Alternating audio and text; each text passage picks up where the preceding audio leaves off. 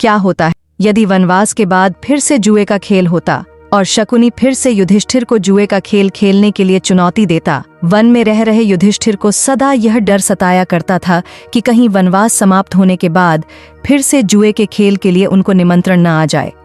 आखिर युधिष्ठिर को जो यह डर था कि उन्हें फिर से जुए के खेल में कहीं कोई पराजित न कर दे, इसका समाधान कैसे हुआ आइए जानते हैं। वनवास के समय एक दिन सभी पांडव और द्रौपदी आपस में बैठकर बातें कर रहे थे। उस समय अर्जुन बाकी पांडवों के साथ नहीं थे और दिव्यास्त्र की प्राप्ति के लिए स्वर्ग की यात्रा पर गए थे। उस दिन बातों ही बातों में भीमसेन युधिष्ठिर को उनके जुए के खेल की लत के विषय में बताते हुए यह कहने लगे कि कैसे उनके इस एक गलती के चलते सभी कष्ट भोग रहे हैं। फिर भीमसेन यह भी भय प्रकट करते हैं कि कहीं फिर से जुए के खेल का निमंत्रण आया तो युधिष्ठिर एक बार फिर से कहीं जुए के खेल में अपना सब कुछ नहीं हार जाए। अभी युधिष्ठिर भीम को इस विषय में कुछ समझा ही रहे थे कि तभी वहां पर मुनि बृहदश्व आते हैं।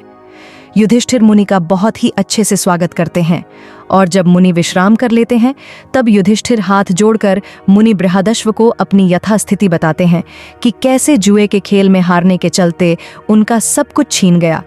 और फिर यह पूछते हैं कि क्या इस संसार में मुझसे भी अधिक कोई दुखी राजा हुआ है।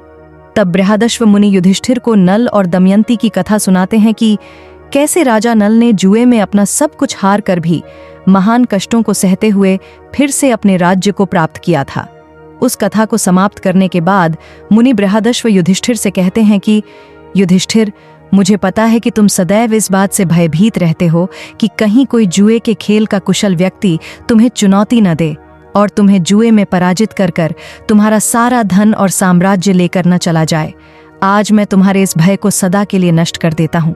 हे राजन, मुझे इस द्युत कला के सभी रहस्यों का अच्छी तरह से ज्ञान है और आज जुए के खेल के सभी रहस्य को मैं तुम्हें प्रदान करता हूँ। मुझसे इस खेल के सभी रहस्य को सीखने के बाद फिर तुम्हें कोई भी पराजित नहीं कर सकेगा।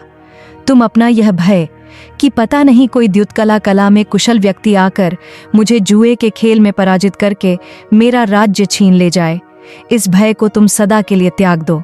तब युधिष्ठिर ने मुनि बृहदेशों से कहा कि भगवान द्युत कला के इस रहस्य को मैं विस्तार से जानना चाहता हूँ। तब मुनि बृहदश्व ने युधिष्ठिर को द्युत कला और अश्व विद्या के रहस्य को बताकर स्नान आदि के लिए चले गए। इस तरह से युधिष्ठिर ने मुनि बृहदश्व से जुए का संपूर्ण ज्ञान प्राप्त कर लिया था, जिसके चलते यदि दुर्योधन या शकुनी उन्हें फिर से जुए के खेल के लिए चुनौती देते तो युधिष्ठिर इस बार उन सभी को पराजित कर देते।